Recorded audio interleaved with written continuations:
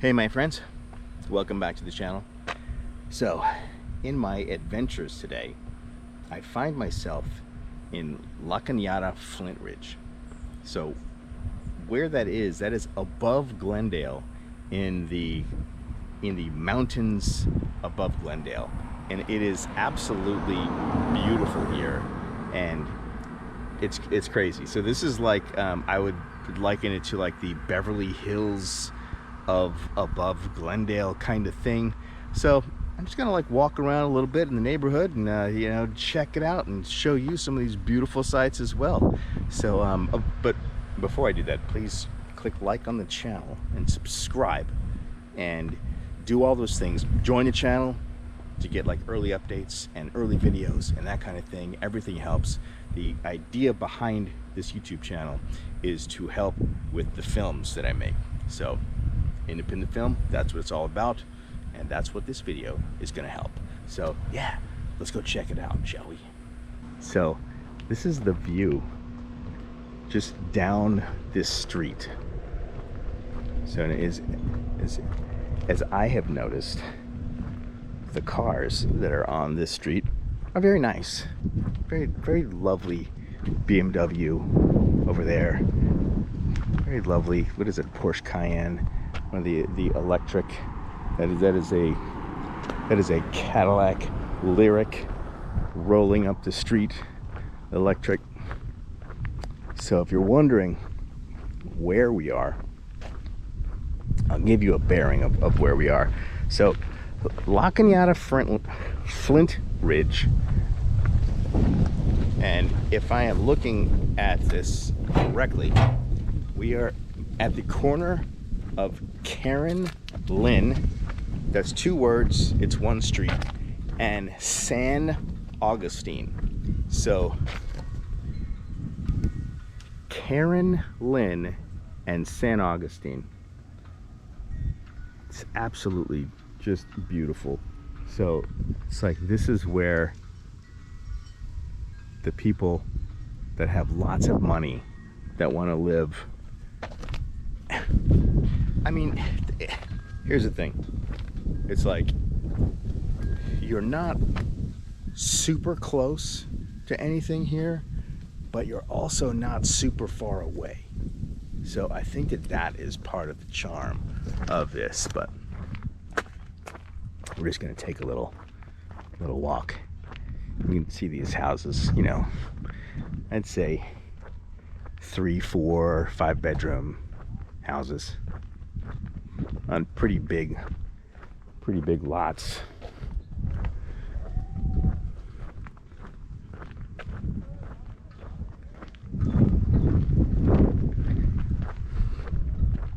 This is awesome garden they have here.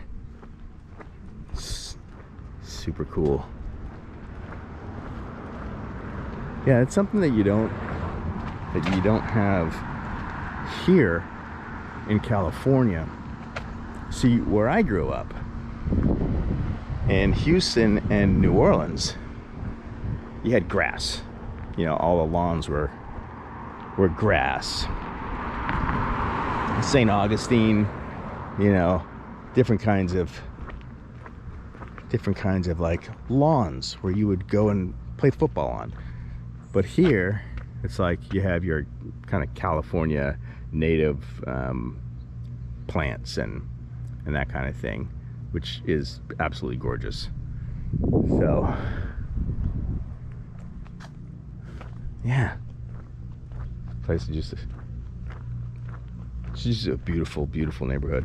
It's funny, that guy that just drove and parked down there, he he got out of his car and he was like staring back at me. Who's this long-haired hippie walking down in my beautiful neighborhood with a camera? I'm sure that's exactly what he thought. Yeah, but this beautiful houses, stone roof. I see most of them have like the stone roofs, which is good, because that's good for fires, because as we know, California, it's like you don't want to have roof that's going to be susceptible to not being a roof anymore. But, so yeah, that guy right over there. Yeah, look at that. You got your plug-in system. Very cool. Yeah, there's a bunch of Mercedes now that are electric. They have two. That's an electric BMW and an electric Mercedes. I mean, that's what's happening, people. That one right there, that's also an electric Mercedes. I think that's another one.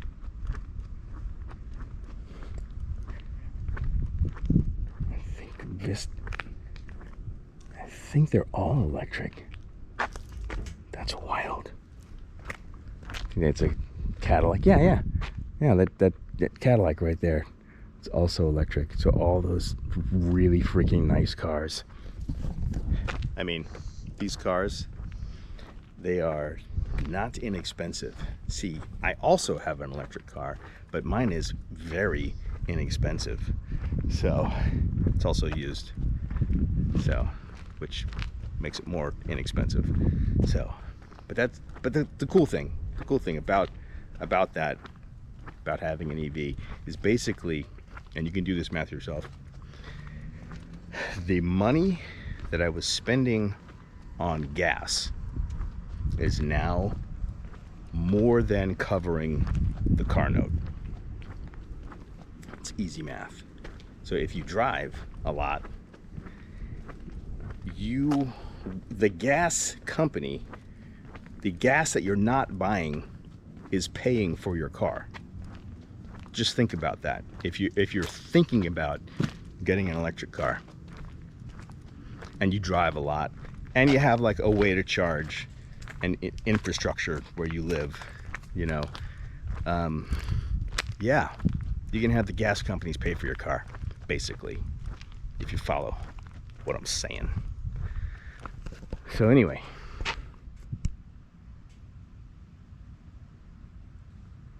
it's just absolutely beautiful here. And look at this. I love these gardens and like the succulents that they have. Might call them like they look like what you would find in the bottom of an aquarium.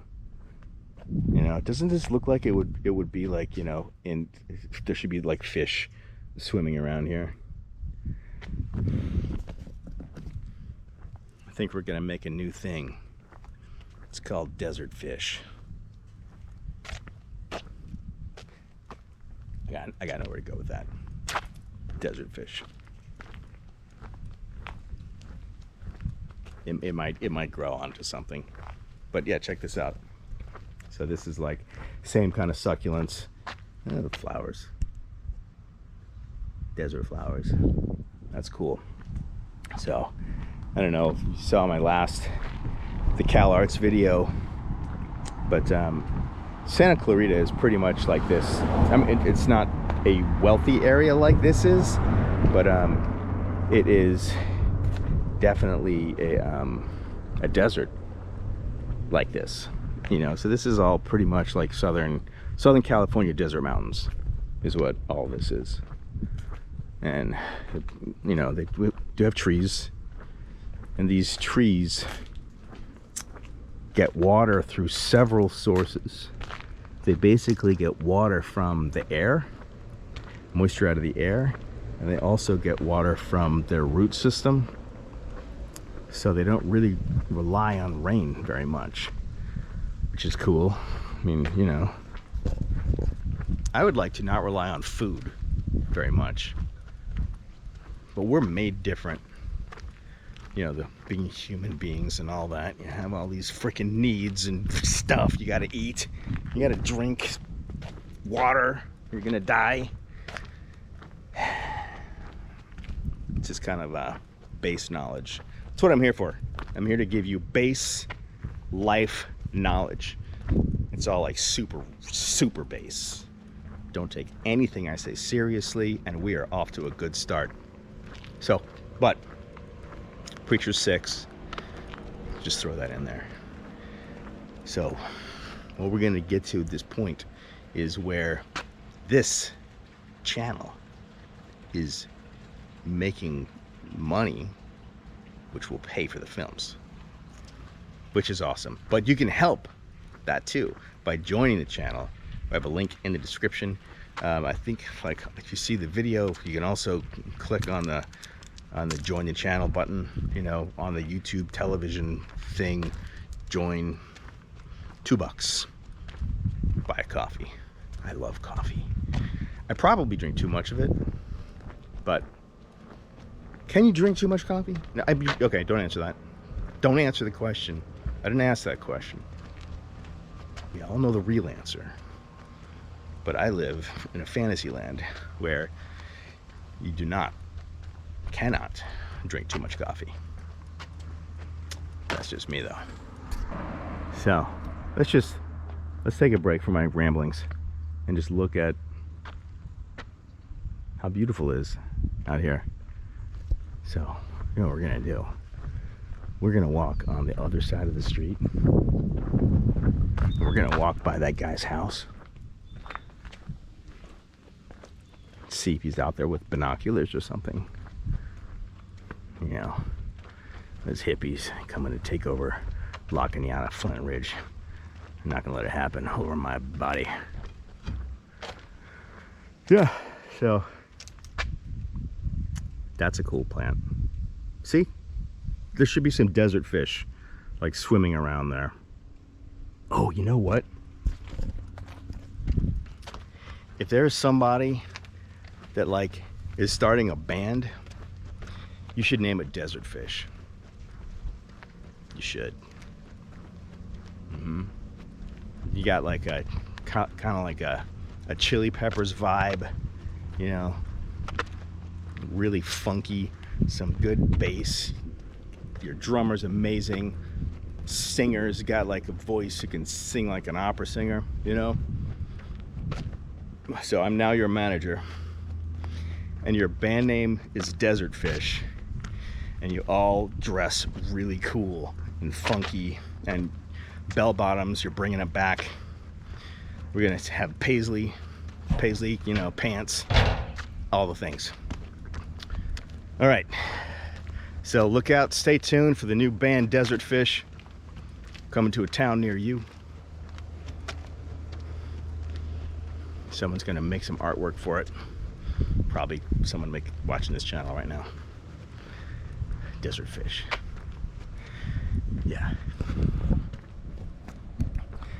All right, anyway, so the mailman, they all had those same little vans, and I wonder like how they survive driving this every day. See, he knows what's up, you know. You see some dude with a camera in a neighborhood walking and talking, and you nod. Just like, hey, what's up? You know? Look at that. All kinds of pine trees. I think that's a pepper tree. Sgt. Pepper's Lonely Hearts Club Band tree.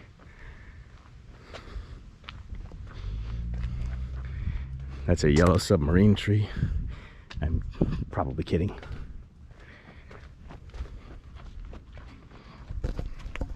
All right, if you know those references, then you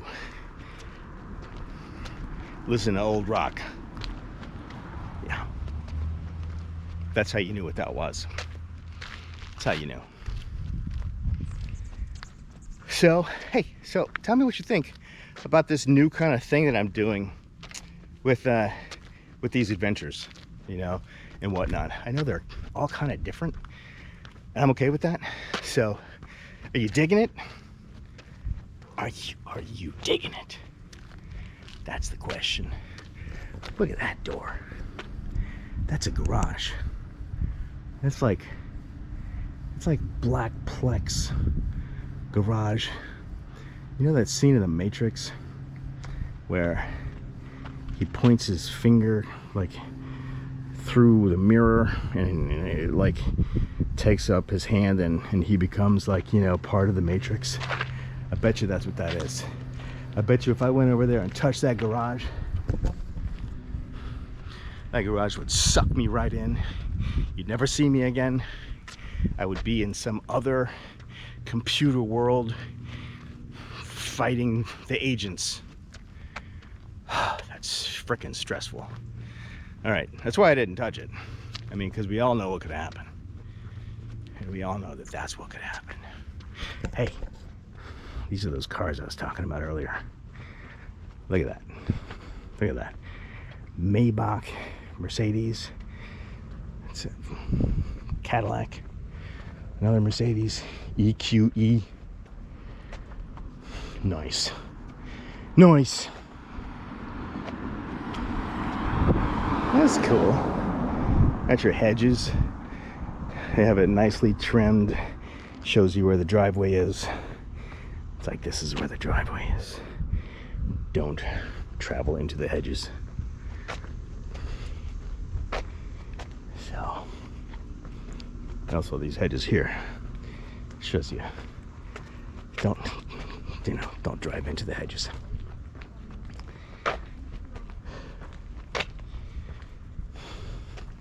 That's the guy right there. That's his car. Damn hippies. So yeah, as you can see up ahead of us, got a water tower because we're pretty high up here. So more science, people. To have water pressure, you need the water source to be higher than you are, so that when you take a shower, the water comes out in some sort of like pressure, as opposed to, like, you know, if the water source is under you, and the shower would be trying to suck the water back into the shower head. So that's why they make water towers higher, so that the water pressure goes down and comes out of your shower head and flushes your toilets and washes your dishes and all that stuff. So, because if the water tower was underground, it wouldn't work at all. You'd have to have pumps. Everyone would have to have their own pump. Like if you had a well in your backyard, you have a pump. You know, everyone would have a pump. Pumps for everyone. But if you only had one source, one water source, then individual pumps would not be strong enough to pull water from the source to get it into your shower. So everybody dies, nobody drinks any water, the world ends, because nobody thought of building a water tower. Man. God. I'm glad you're with me still. So, you ever seen The Wizard of Oz? You know, little dog Toto.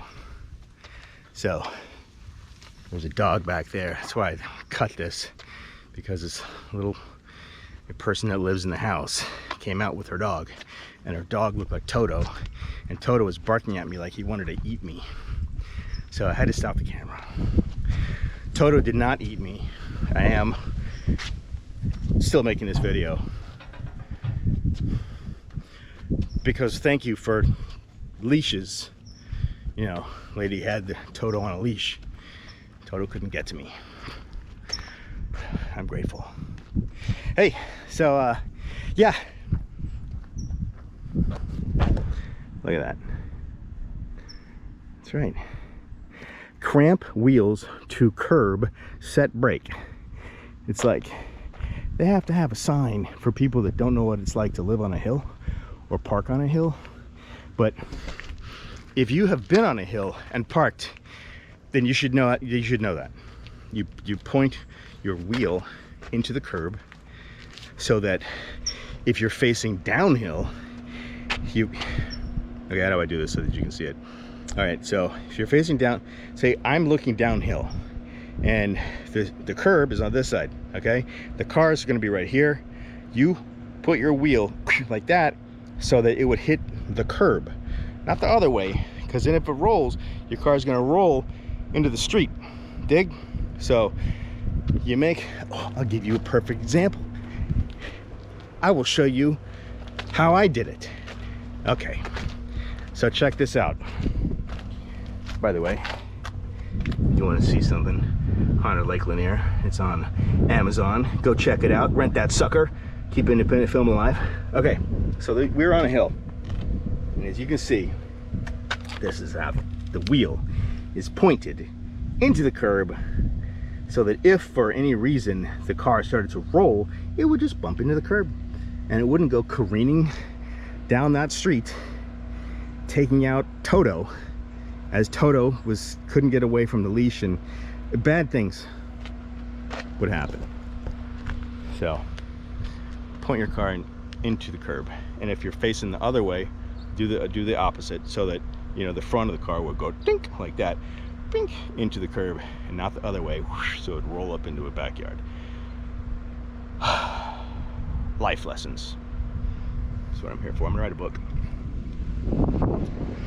Life Lessons by Kyle and What Not to Do. It's kind of catchy. All right. Yeah, do the things. Like, subscribe, join the channel, share it, and I'll see you in the next video. Well, let's do that more dramatically. And I'll see you on the next video. Ciao.